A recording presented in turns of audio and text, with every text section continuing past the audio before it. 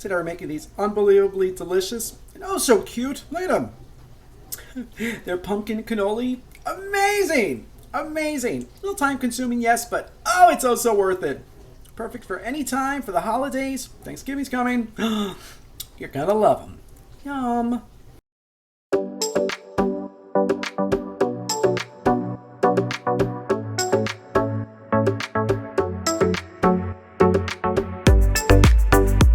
For a full copy of today's recipe, check us out on Facebook at Poppy's Cucina or right here on YouTube under the community tab. All right, let's get started. All right, so the first thing we're going to do in a medium-sized bowl, yes, you could probably use a bigger one. You're going to mix together 1 cup of pure pumpkin puree. You don't want to use pumpkin pie filling because that's already going to have all the spices in it. We want to adjust our own. Along with 1 cup of whole milk ricotta. And we're going to mix this all together. I know you're thinking, wait, you didn't strain it, you didn't strain it. Don't worry, we're actually going to strain this after because the pumpkin also has a lot of moisture to it. So we're going to need to strain that as well. So we're just going to mix this up. Just like that. Then we're going to push it in. We're going to put it onto a cheesecloth and then we're going to squeeze it and get as much moisture out of it as we can. Really, really give it a good squeeze. Or you can let it sit in your fridge overnight, you know, with a weight on top, but nobody's got time for that. Use a cheesecloth. Just like that. Now we're going to scrape this back into the bowl. And to that we're going to add 1 cup of confectioner's sugar, powdered sugar, and 1 8-ounce brick of softened cream cheese. If you don't want to use cream cheese, you can use mascarpone. You would need 8 ounces of the mascarpone, but then you're going to want to add a 1/4 teaspoon of salt. So now we're going to cream this all together until it's nice, smooth, and creamy. Probably use a hand mixer, it'd be a lot easier. Just like that. Then we're going to add 1.5 teaspoons of cinnamon, 1.5 teaspoons of vanilla extract, and then we're going to add some orange zest. Just about a teaspoon. You want to make careful just to get the orange part. You don't want to get to the white or the pith because that's going to make it very bitter. So you just want to get the very top of the orange. This is going to add such a beautiful flavor and really bring out that pumpkin.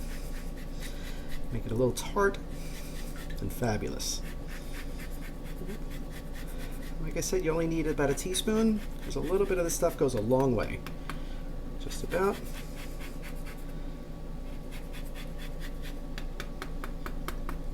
That's good. What do you think of this recipe so far? Super easy, right? So fabulous. Oh, you're going to love this. All right, so now we're going to whisk this all together until it's all incorporated. Just like that. And lastly, we're going to add 1/2 cup of mini chocolate chips. You could totally omit this, but this is where the magic happens. So we're just going to whisk this together. So now we're going to allow this to cool so it firms up a little bit. In the fridge, you'll see it's going to get nice and tight. So what we're going to do is we're going to scrape this into a piping bag. And then if you don't have a piping bag, you can just use like a regular Ziploc bag because then you're just going to cut off the corner. And we're going to allow this to chill for about an hour before we pipe it into our pizzelle, which we still have to make. So it'll be perfect. All right, so we're going to get this into the piping bag and let it chill. So now we're ready to start making our pizzelle. So in this large bowl, I have 3 large eggs along with 3/4 cup of sugar. So now we're going to whisk this together for a couple minutes so you have a nice, smooth, creamy, slightly frothy, pale yellow mixture.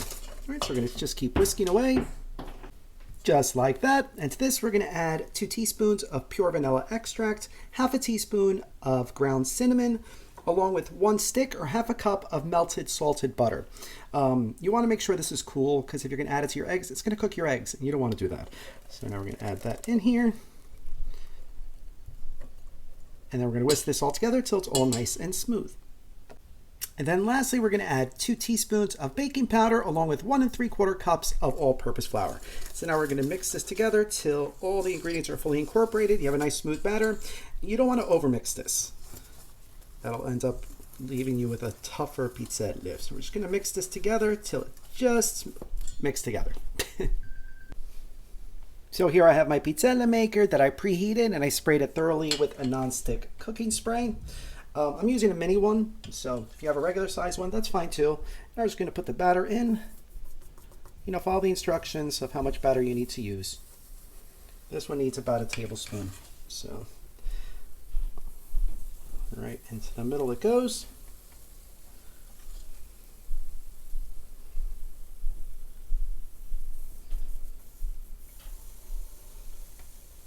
Listen to that sizzle. Nice. Now we're going to close it up. These are only going to take about 45 seconds to cook, so it happens quick. All right, let's get these made. Nice. So I screwed up the first couple batches. This is eventually what you're going to want to make. I'll remember how to make these eventually. Sad. All right, let's see if these came out better. Not much, but we'll make them work. All right, so immediately take them out, and while they're still very hot, you want to put them around something where they can curl carefully. Just like that. They cool quick. And so that's how we're going to form our cannoli shells. Nice, right? If I could get these the right size, that'd be even better. All right, so I have all my cannoli shells done. You can see I have a whole big pile of massacred ones. I'll save those as chips if I have any left over the filling. So now we cut off the tip of our piping bag, and now we just put that in the middle and squeeze.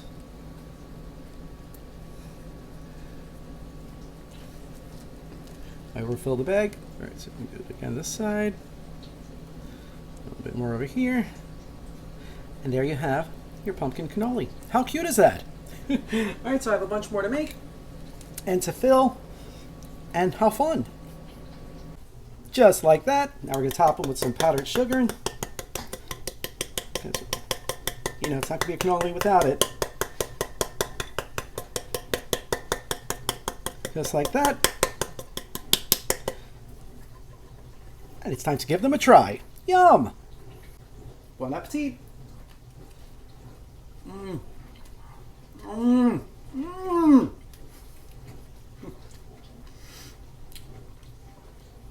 I think pumpkin pie meets cannoli.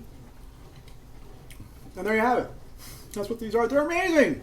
I'm not going to say they were hard to make. They were a little time consuming, but pretty easy. Easy recipe.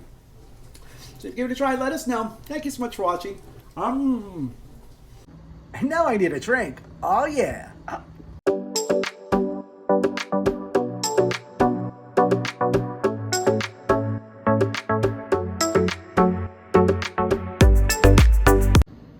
All right, so for today's cranberry apple daiquiri, we're gonna start with 2 ounces of rum.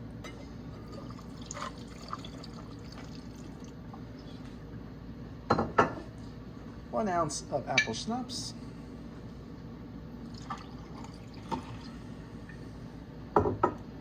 Half an ounce of limoncello. Then we're gonna do 1 ounce of cranberry juice.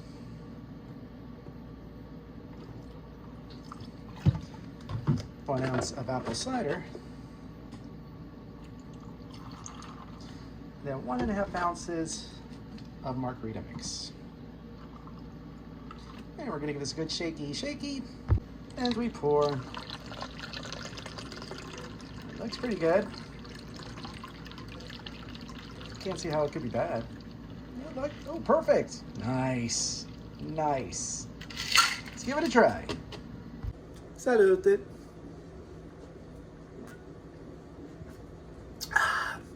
Ooh, that's fabulous. It's crisp, it's tart, it's sweet, a little sour. Oh, that's delicious. You have to try this drink. So if you do, let us know. Thank you so much for watching. We'll see you again soon.